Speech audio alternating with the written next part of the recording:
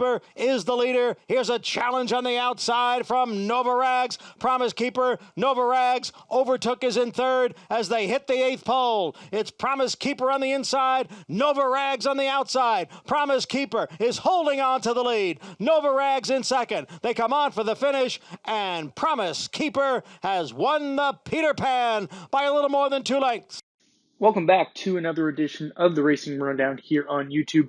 I'm Eric DeCoster. In this preview, we will be looking at the Grade 3 $500,000 Ohio Derby. Goes a mile and an eighth on this Saturday, June 26th. And we have a very fun group of 3-year-olds assembled for this race. 11 horses in total, quite a few horses from the Derby Trail that we saw, even a horse that ran in the Kentucky Derby. A few other horses with stakes or graded stakes experience, and then some local horses and late blooming horses coming out of allowance races in Kentucky and such, attempting this spot. So you got a little bit of everything in here. A lot of strong connections showing up. Todd Pletcher is here, Kenny McPeak, Brendan Walsh, a lot of big names. Michael Stidham with Godolphin, and then you do have Hosier for that big group of Starlight and Madikit, so on and so forth, that we've seen have so many good horses. So a lot of talent assembling for the Ohio Derby at Thistledown. We'll go into all 11 horses, starting with the one Promise Keeper for Todd Pletcher, your likely favorite here.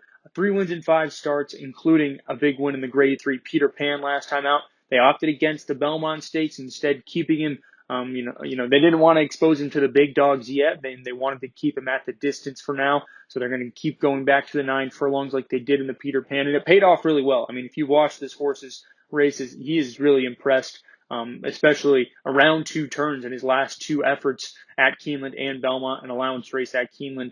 And he's versatile. I might add, he broke his maiden going wire to wire, showed a lot of speed that day. His allowance win at Keeneland came from far back, and last time out, pressed the pace in the Peter Pan. The biggest thing is this is probably the toughest group he's ever faced. Sure, he won a Grade 3 last time out, so you'd think maybe the same level, but in actuality, there's tougher horses in here than he saw in the Peter Pan, especially given the 2nd and 3rd place finishers in that race. Nova Rags and Overtook both kind of disappointed or ran flatly on Belmont Day, so in their respective graded stakes efforts.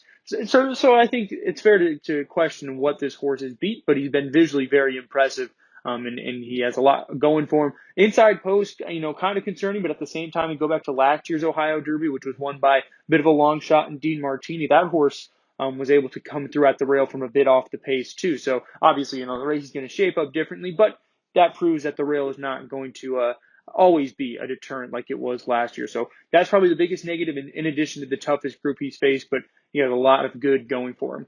The 2 is a long shot, one of the local horses, Falcon's Fury.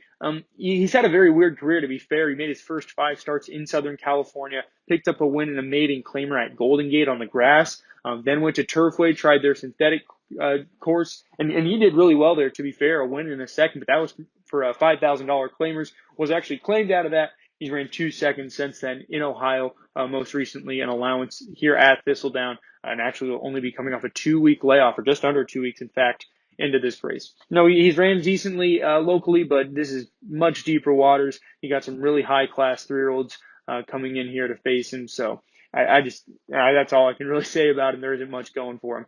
The 3 is Hosier. Makes his first start for trainer Rodolphe Basset. After being with Bob Baffert, ran a good second in the Rebel, but we've learned, especially if you've been following our content here on Racing Rundown, we've spoken a lot about how weak the Oaklawn path to the Kentucky Derby was this year. Hosier definitely one horse that proves that, with a good second in the Rebel, but came back for a flat last in the Arkansas Derby, and then last time actually ran at Pimlico in the Sir Barton on Preakness Day, and against lighter company, and looked like, he was 3-5 favorite, looked like he had a, big chance as they made their way into the stretch, and instead got outdueled by the King Sheik, who since then has a stakes placing, and then this past weekend actually didn't run too well in a New York bred race, but that's a whole different story there. But it wasn't necessarily a bad effort from Hosier, but it goes to show that maybe his first few races were a bit emphasized by weaker competition. His maiden win pretty nice, but competition was weak. Rebel competition was weak. Arkansas Derby was just bad in general, even though the competition wasn't the strongest there either. So this might be easier, I'd say, than some of his races, or on par. But at the same time, you just question how he's going to do now that he switches to a lower percentage trainer, and that itself is something you have to navigate. And he's just so off form right now, even though he does have, placings or a win in three of his last four races. But his stock is absolutely trending down, and he really does have to do some things, in my opinion, to step up here and put on a strong performance against this kind of field. The 4 is King Fury. This is a horse who actually was entered in the Kentucky Derby, as most of you probably know, ultimately scrapped with a fever, which was disappointing because I liked him a lot. I thought he had a huge chance to at least come running and hit the board. Now, to be fair, reflecting on the Kentucky Derby, horses from off the pace were not doing too great. He probably wouldn't have managed better than a 6th or a 7th with how that race ended up playing out. But at the same time, people held him in high regard off of that win in the Lexington. It was his only start of the year, but it was so good. But he was absolutely aided by a very quick pace that day. And, I do think the sloppy track definitely hurt some horses while he thrived over it. I don't think, he's a horse that, is sloppy track or bust. I think the biggest thing was the pace setup. And I don't know if he's going to get something like that this time around. There's trace amounts of speed in here, but it's not, in my opinion, I don't think we're going to get a speed duel or anything in here because there aren't too many horses that are neither lead types, and they're not going to duel each other out.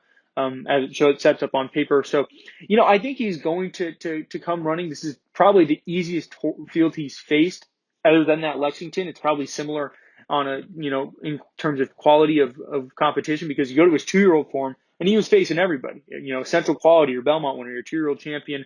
He faced Super Stock in the street sense. And he beat him by a half length. Super Stock's a grade 1 winner. Even lost to Keep Me in Mind in the Kentucky Jockey Club. So, he's been keeping some really tough company. And when he finally got to a slightly easier group in the Lexington, a small drop in class, it really paid off for him. And I think that's kind of the equivalent of what he faces here. And to me, that's a huge positive for him. But I do think the pace is going to be the biggest hindrance. If it's not there, he'll come running, but I don't know if he's going to have enough to win.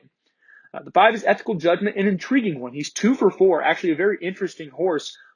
They've wanted to run him on turf his last 3 races, and every single one has been taken off the turf.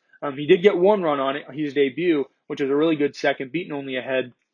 But it's not like he's been taken out of contention with those races being taken off the turf, because he's won 2 of them by combined 7.5 lengths over easier company, sure, but they were very, very impressive wins. And even you go to his loss at Keeneland 2-back, that was to a very nice colt for Brad Cox by the name of Folsom, who has since gone on to win. He won the Matt Win at Churchill Downs a couple weeks ago, a graded stakes there. So he's kept excellent form against some good horses. Folsom, if he was in this race, would be, one of the favorites. So I think Ethical Judgment, 8-1 morning line. I think if he hangs around there, you got to consider him for something.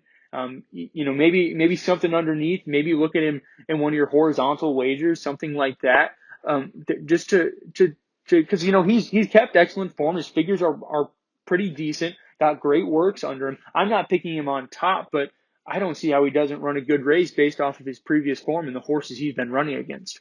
6 is Hello Hot Rod, went on a 3-race winning streak up in the Northeast, 2 wins at Laurel and Aqueduct towards, in the winter, December and January.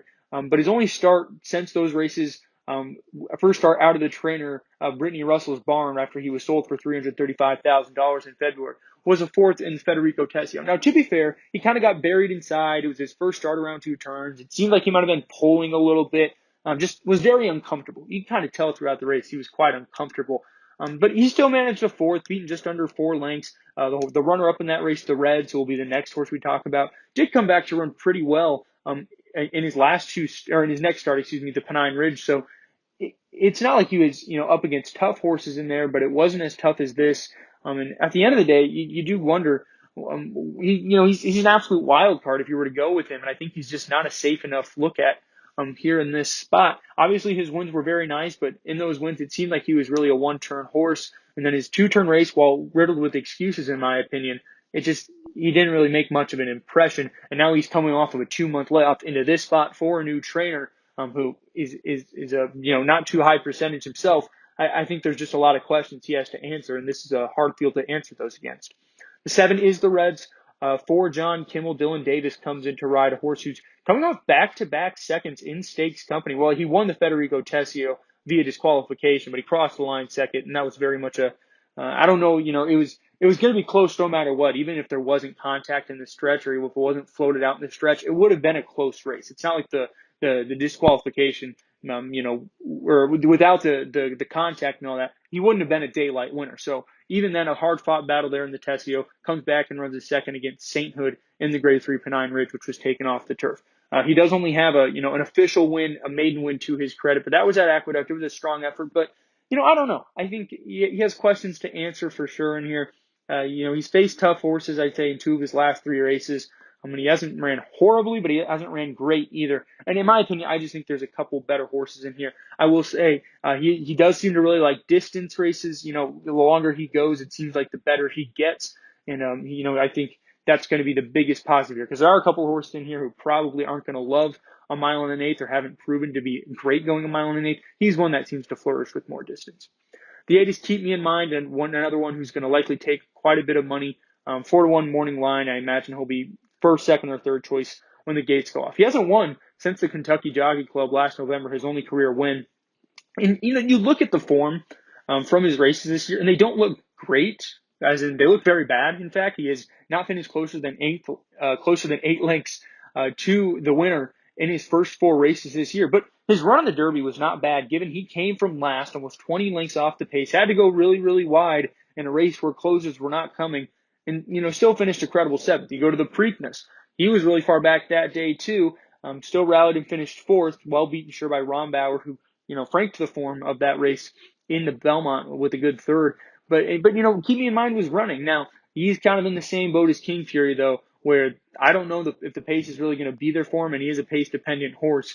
Because of that, I think he's not going to be able to win this one either. He's a very nice horse, but he needs certain setups to get, for things to go his way. He's shown that in all 8 career races, and I don't know if it's going to be much different this time around. And if he wants to win, they got to put him in the game more. But that has proven to be a problem. For instance, the Bluegrass, he was within, 2, 3, 4 lengths of the lead most of the way, and that was probably the worst race of his career, beaten 16 lengths. I'm sure he finished 5th, split the field, but he made no impressions that day. So he's a hard horse, and the race setup does not help him. He does have blinkers, though, which might aid him in being able to show just a little bit more speed to put him in the game early on.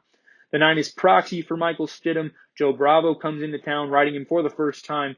Surprising, given how often you see Joe Bravo riding for Michael Stidham in the past. And this is a horse who actually is taking the blinkers off after his last 2 races, where he added them. And it honestly, I noticed it in his last 2 races. It made him worse. Generally blinkers are going to move a horse up or not affect him at all. It definitely made Proxy worse. You saw it in the Louisiana Derby. He was probably a little too keen that day. The Lexington, he had him again. Didn't run well that day either. And it's not like the race didn't set up for him. He came from far back, where King Fury and Unbridled Honor, the 1-2 finishers, they were in roughly the same spot, if not a little further behind. And they came running. Proxy never did. He ran just a flat race throughout. And the blinkers, I think, really eliminated his closing kick, which you don't often, that's not something you hear too often. But in the Risen Star and Lecomte, sure, he was a little green and drifting and stuff, and, kind of lost himself, fell off the bit, halfway through each race. But at the end of the day, he still came rallying well and finished second behind Midnight Bourbon, the Preakness runner-up, and Mandaloon, who any day now, will be crowned the Kentucky Derby champion. So, talk about great company he's been keeping. But then his last 2 races, in my opinion, I think the blinkers are what took him out. So now that he takes them off, I'm expecting a much better performance here. Easily one you have to use in any exotic wagers you're making, or any vertical wagers, so on and so forth. He's one you got to use, because he's a very talented horse. He's getting back, equipment wise, to something he likes. Distance, mile and an eighth, he's gonna, he's flourished over to this point. I like it here. He's just a nice horse, and I think this is finally a race for him to run well. The 10 Mask Parade, very interesting one on Kentucky Derby Day. Won an allowance race by 11 lengths. Absolutely hole in the wind race, improved on speed figures dramatically. It was his first official win, I might add. He only broke his maiden because of a disqualification in a race where the winner was easily the best horse. So that's something you got to kind of to balance with this horse. That his only win was against, I would say, weaker, obviously, in that allowance race. Not a lot of talented horses in there. And then he had nothing really great before that. He had some decent runs against good horses like Sainthood and Big Lake, who has a graded stake place this year. But no strong wins outside of that win last time out. And he hasn't ran since Derby Day either, which is approaching on 2 months now. So how is he going to handle that? And then I'd say the work tab isn't super impressive. There's things he needs to do there, in my opinion. I know Al Stall horses are never going to, shatter the work tab. They're not going to put up crazy good numbers. But at the same time, there are some really, slow works in there. So there's a lot of negatives, I think, or question marks more than negatives. I shouldn't say negatives. A lot of question marks around Masquerade. I think a lot of people are going to look at that big speed figure, that 11 length win, and immediately roll with him. I just don't know if that's there. And finally, the 11 Channel Fury. This is another local horse, but one that has a really strong resume to him. 3 wins in his last 4 starts, 2 of them by 5 or over 5 lengths. Distance is going to be the biggest question, though. His only start around 2 turns, came 2 starts back, first weekend in May. Went out, set a really, blazed it on the lead, and then just got caught late. He's certainly going to be a pace presence, but that outside post is a hindrance. Coming off some good wins, he's not going to get away with a slow pace, so it's not like he can take him wire to wire. But he will impact some other horses that want to show some speed probably into going a little quicker than they want. So my pick for this race, a very deep field, is the one Promise Keeper. I know he's the morning line favorite. I know he's, very likely to go off favorite, if not close to it. But I've liked this horse for a really long time. I'm very, very high on him. I have been his entire career, and I've really just liked his last 2 races. I think he's better going 2 turns anyways. So that Peter Pan win, while it was really, really good in my opinion, I think he can get even better and continue to improve from that effort. My long shot, I think he'll be 8-1 or higher at least, and that's Ethical Judgment. I've loved his 2 wins. I thought his second was very strong, and the form of that race has been franked really nicely by Folsom's strong effort since. So he has a lot of positives too, and he's, his price is probably going to be a little bit inflated because you do have some horses exiting major races, like Keep Me in Mind and Proxy and Promise Keeper, so on and so forth. So that's all I have for you guys on this preview. A very exciting rendition of the Ohio Derby. We'll see you next time here on the Racing Rundown. From the late King Fury goes to the front with Starrin' in My Dreams in second, Unbridled Honor third up on the outside, final furlong of the Stone Street Lexington. King Fury against the rail, 3-length lead. Unbridled Honor second, Starrin' in My Dreams third, Proxy is fourth. King Fury, Brian Hernandez Jr. to win the Stone Street Lexington.